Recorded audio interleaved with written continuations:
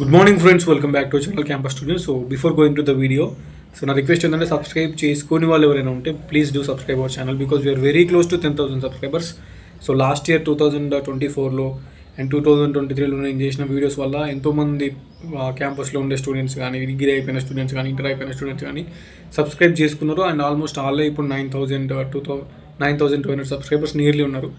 So ఇంకొక కొంచెం మంది సబ్స్క్రైబ్ చేసుకుంటే 10,000 క్రాస్ అవుతుంది. సో అందుకే అడుగుతున్నా, 10,000 క్రాస్ కావాలనేది నేను చాలా డేస్ నుంచి వెయిట్ చేస్తున్నా. క్యాంపస్ స్టూడెంట్లో 10K సబ్స్క్రైబర్స్ అనేది. సో ఎవరైనా చేసుకుని వాళ్ళు ఉంటే చేసుకోండి అండ్ మీ ఫ్రెండ్స్కి కూడా షేర్ చేయండి, వాళ్ళకి యూజ్ అవుతుంది. ఎందుకంటే మనం స్టూడెంట్ ఇన్ఫర్మేషన్ ఇస్తాం కాబట్టి మేబీ సో వాళ్ళకి యూజ్ అయ్యే ఛాన్స్ ఉంది. ఎవరికి యూజ్ అవుతుందో వాళ్ళకి షేర్ చేయండి, స్పెషల్గా యూజ్ కానీ వాళ్ళకి అవసరం లేదు. కానీ సో ఇప్పుడు ప్రజెంట్ అయితే గ్రామ పంచాయతీ ఆఫీసర్, ఇది జీపీఓ ఏదైతే నోటిఫికేషన్ ఉందో గ్రామ పాలనా అధికారి, ఈ విఆర్ఓ నోటిఫికేషన్కి సంబంధించింది మొన్న రీసెంట్గా న్యూస్ ఆర్టికల్లో వచ్చింది. ఏంటంటే లాస్ట్ టైం నేను వీడియో చేసిన విఆర్ఓ నోటిఫికేషన్లో దానికి మొత్తం vacancy 10,954. So something like that ఉంది. సో ఈ 10,954 వేకెన్సీస్ అంటే మొత్తం మనం లాస్ట్ టైం డిస్కషన్ చేసింది ఆ వీడియోలో ఏంటంటే పాత విఆర్ఓలు, పాత విఆర్ఏలు ఎవరైతే ఉన్నారో సో వాళ్ళని ఫస్ట్ మళ్ళీ రిక్రూట్ చేసుకుంటారు. వాళ్ళకు ఎగ్జామ్ లాంటిది కండక్ట్ చేసి వాళ్ళని మళ్ళీ రిక్రూట్మెంట్ చేసుకొని వాళ్ళని తీసుకున్న తర్వాత మిగిలిన వేకెన్సీస్ డైరెక్ట్ రిక్రూట్మెంట్ ఇస్తారు అని మనం అనుకున్నాము. సో దాని గురించి డిస్కషన్ చేసుకున్నాము. అది ఒక నోటిఫికేషన్ కూడా వచ్చింది. పాత విఆర్ఓలు, పాత విఆర్ఓలు ఎవరైతే ఉన్నారో సో వాళ్ళు డిస్టిక్లో అప్లికేషన్ పెట్టుకోవాలి మళ్ళీ విఆర్ఓ లెక్క కావాలి అనుకుంటే అని.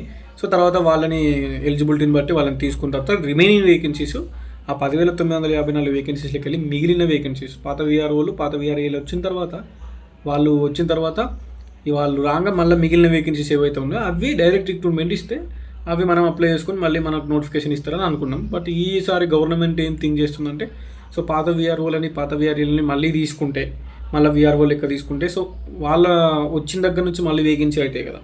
అంటే పాత విఆర్ఓలు, పాత విఆర్ఏలు ఇప్పుడు ప్రజెంట్ పనిచేస్తారు, వాళ్ళు మళ్ళీ విఆర్ఓకి వస్తే మళ్ళీ అక్కడ వాళ్ళు వచ్చిన దగ్గర వేకెన్సీస్ అవుతాయి. సో మళ్ళీ ఏమైనా డిస్టర్బెన్స్ అవుతుందేమో. సో డైరెక్ట్ మొత్తం 10,954 vacancies so direct recruitment, direct notification release చేద్దామా అనే థాట్లో ఉంది అని ఒక న్యూస్ ఆర్టికల్ అయితే వచ్చింది. సో దానికి సంబంధించి ఈ వీడియో ఓకేనా. ఆ న్యూస్ ఆర్టికల్ ఏంది, ఆ న్యూస్ ఏంది అని మీకు చూపిస్తా.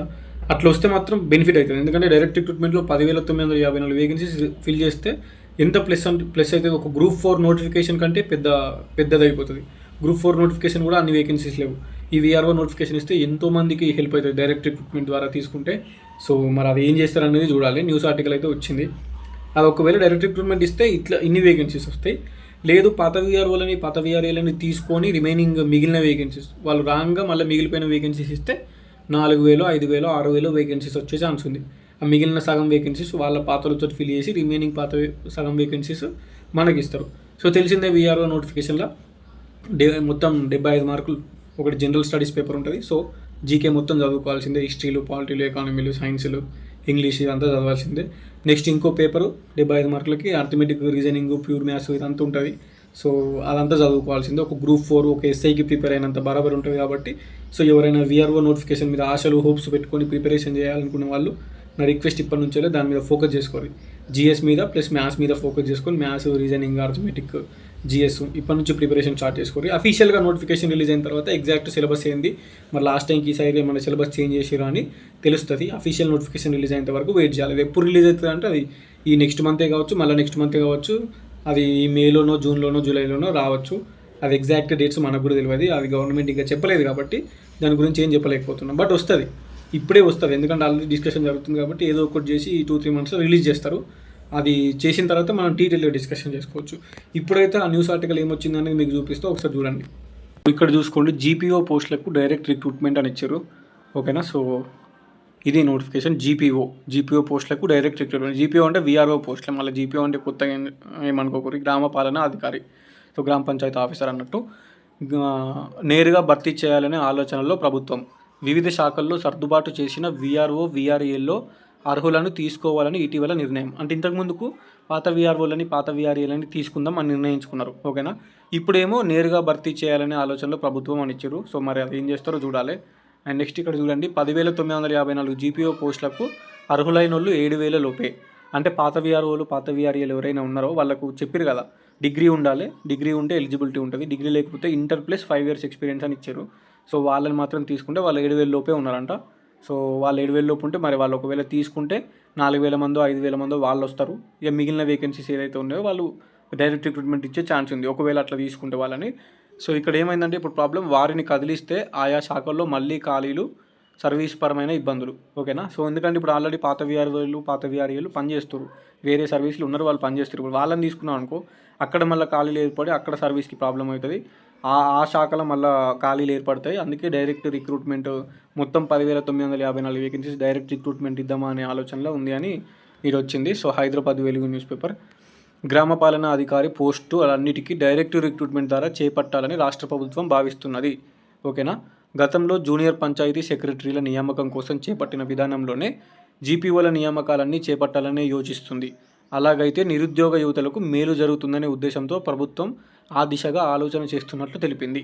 మనకే ప్లస్ అవుతుంది నిరుద్యోగులకు, ఎందుకంటే 10,954 వేకెన్సీస్ మనకు వస్తే, సో 10,954 వేకెన్సీ డైరెక్ట్ రిక్రూట్మెంట్ వస్తే మనమే జాబ్స్ కొట్టుకోవచ్చు. ఓకేనా. 10,000 వేకెన్సీస్ అంటే మామూలు కాదు. ఒక గ్రూప్ 4 నోటిఫికేషన్ అంత వేకెన్సీస్, ఒక కానిస్టేబుల్ అన్ని పోస్టులు, కానిస్టేబుల్ నోటిఫికేషన్ వస్తే ఎన్ని పోస్టులు వస్తాయి, ఒక గ్రూప్ 4 పోస్టులు అయితే ఎన్ని పోస్టులు వస్తాయి, అన్ని గణం పోస్టులు. వీఆర్ఓ జాబ్ నోటిఫికేషన్ వస్తే మస్తు బెనిఫిట్ అవుతుంది, చాలామంది నిరుద్యోగులకు హెల్ప్ అవుతుంది నోటిఫికేషన్. సో భూభారతి చట్టం అమల్లోకి రావడంతో వీలైనంత త్వరగా జీపీఓల నియామకం పూర్తి చేయాలని సర్కార్ భావిస్తుంది.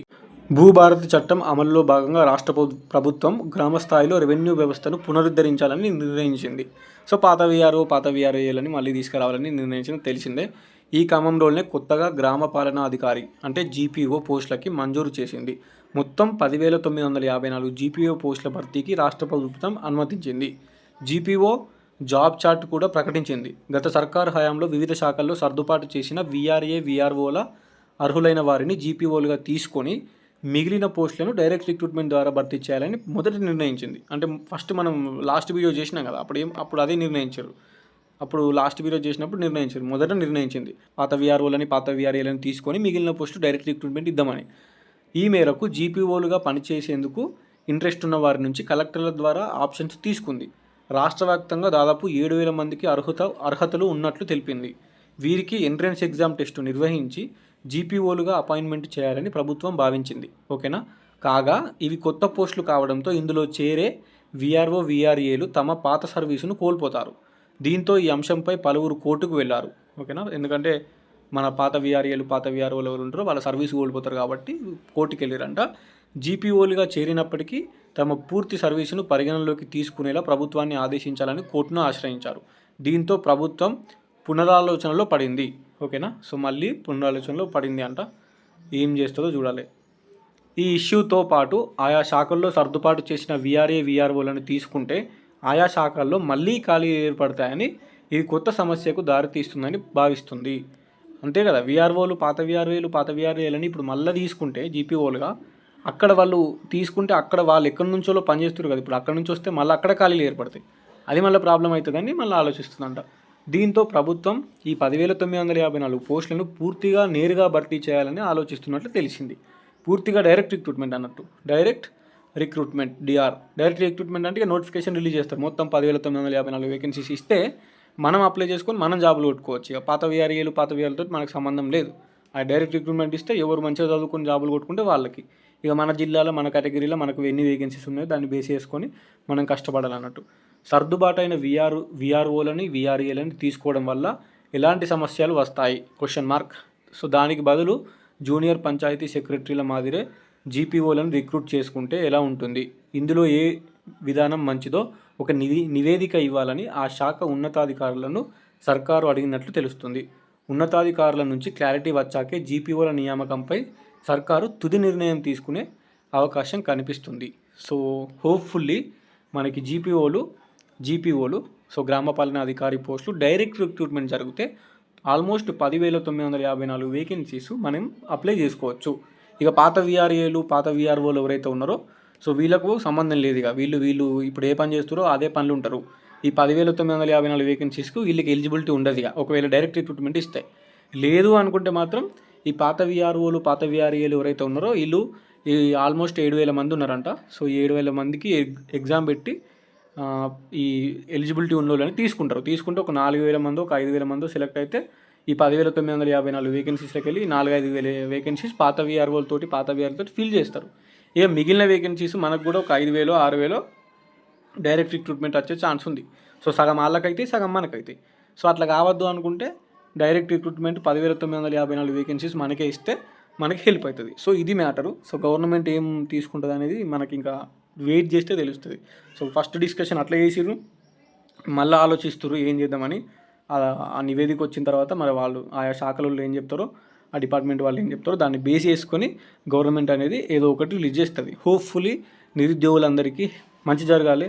ఆ 10,954 వేకెన్సీస్ డైరెక్ట్ రిక్రూట్మెంట్ ఇస్తే ఆల్మోస్ట్ చాలామందికి, కొన్ని వేల మంది స్టూడెంట్స్కి ఒక హోప్ అనేది పెరుగుతుంది. కాబట్టి మనము అట్లా ఇస్తే బెటర్ అనుకుంటున్నాను నేనైతే. మీ పాయింట్ ఏంది అండ్ మీరు వీఆర్ వర్క్ ప్రిపేర్ అవుతారా కింద కామెంట్ చేయరు.